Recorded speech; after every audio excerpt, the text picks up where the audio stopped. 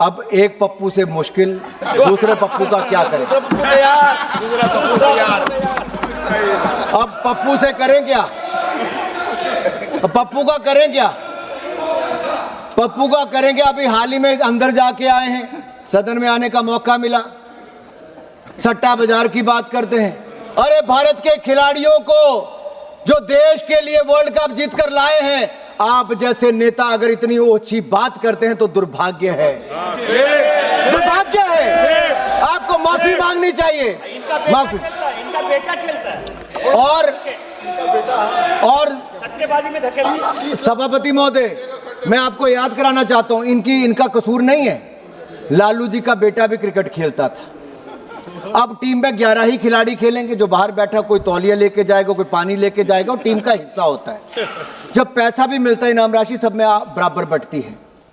मैं पूछना चाहता हूं, उन्होंने कहा मेरा बेटा तौलिया लेके जाता था, पानी लेके जाता था। भाई टीम का हिस्सा था, इस बात की खुशी नहीं थी। उनको अहंकार था तो मेरा बेटा टीम में खेलना चाहिए। जैसे राहुल गांधी जी को अधिकार है कि प्रधानमंत्री का पद तो इनके लिए ही बना है, ऐसे उनको लगता है कि बेटा नहीं खेल पा रहा तो भाई सबकी सेटिंग है।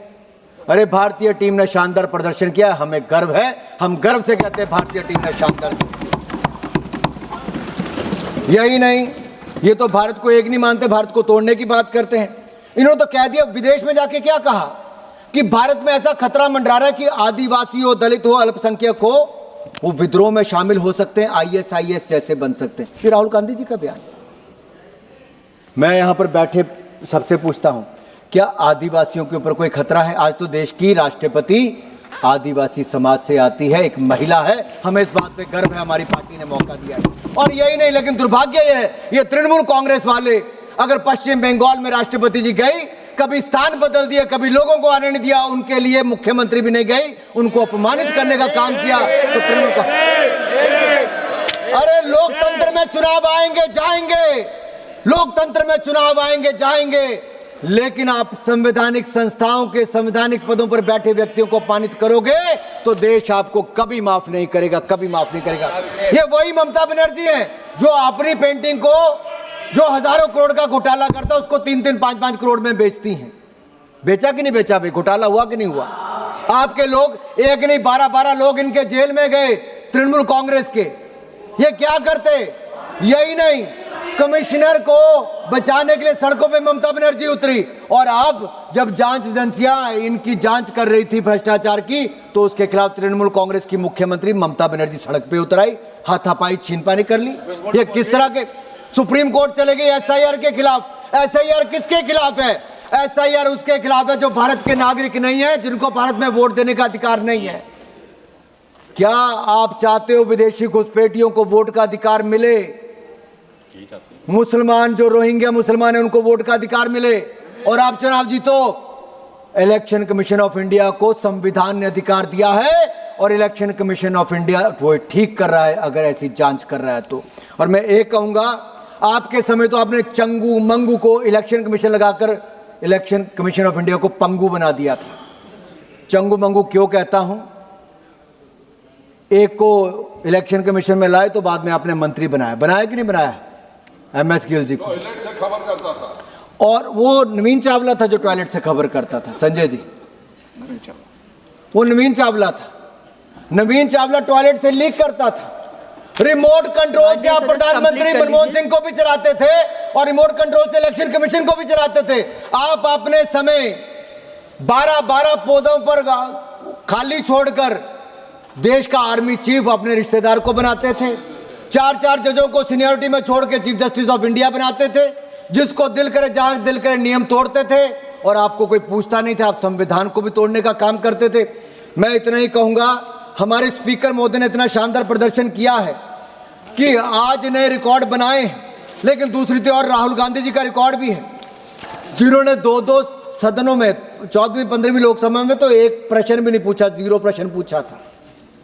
कमेटी की मीटिंग में 20% हाजिरी नहीं है, सदन में 50% टाइम नहीं आते हैं और सदन को गुमराह करके अविश्वास प्रस्ताव हमारे ओम बिरला जी के खिलाफ लाते हैं। मैं एक बात जरूर कहूंगा, जो कहते हैं कि PM बनना उनका जन्मसिद्ध अधिकार है, भारत की राजनीति में कोई कौसा नौत्रा नहीं है। कौसा नौत्रा जैसे विरासत में मिलने वाली कोई व्यवस्था नहीं है, जहां सत्ता के कुछ लोग निजी संपत्ति, और मैं इटली की बात कर रहा हूं। कोसा नोस्ट्रा का मतलब है आवर थिंग। ये इटली में उत्पन्न एक कुख्यात पारंपरिक माफिया संगठन है। ये परिवारों का एक संघ है जहां पर उनके परिवार के लोगों को उच्च पद मिलता है। तो यहाँ कोसा नोस्ट्रा नहीं है जहां की आपको वो मिल जाएगा।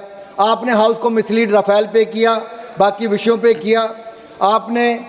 कंप्लीट कर बस 1 मिनट में खत्म, 1 मिनट पूरा। आप सैम पिट्रोडा की बात सुनते, वो सैम पिट्रोडा जो कहते 84 में जो हुआ सो हुआ, यानी कि सिखों का कत्लेआम हुआ तो हुआ। ये कैसी बात है? आपने जिद करके सनक के आगे अपने पूरे हाउस को गुमराह करने का काम किया। सभापति जी, ये लोकसभा किसी के परिवार की जागीर नहीं, लोकसभा किसी गठबंधन का मंच नहीं है। लोकसभा भारत के 140 करोड़ भारतीयों के आस्था का केंद्र है और आस्था का केंद्र रहेगा। इस आस्थाओं को कमजोर करने की कोशिश आपने इमरजेंसी में भी की, संविधान संशोधन में भी की, बार बार भारत पर प्रहार करके भी की, तब भी देश झुका नहीं, देश डरा नहीं। देश ने आपके खिलाफ वोट दिया। आज भी सदन चलेगा, नियमों से चलेगा, संविधान बचेगा और संविधान से ही देश आगे चलेगा। आप जैसे लोग जितना मर्जी रोकना चाहे कभी रोक नहीं पाएंगे। ये देश बाबा साहब अंबेडकर के संविधान से चलेगा सभापति जी, लेकिन उन्हीं बाबा साहब अंबेडकर को अपमानित कांग्रेस पार्टी ने किया, प्रताड़ित किया, हराया। और राहुल गांधी जी ने तो अपने पांव के आगे उनके चित्र को, आपको तस्वीर जनता के सामने है, संविधान निर्माता की तस्वीर उनके पांव के आगे थी।